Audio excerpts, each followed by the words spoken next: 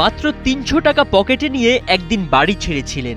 রাত কেটেছে বেঙ্গালুরুর ফুটপাতে, পুলিশের তাড়ায় ঘুম ভেঙেছে বহুবার। সেই ছেলেটি আজ ভারতীয় সিনেমার অন্যতম প্রভাবশালী তারকা রকি ভাই যশ। শুধু অভিনেতা নন, এবার প্রায় ৪,০০০ কোটি রুপি বাজেটের রামায়ণ ছবির সহ-প্রযোজকও তিনি।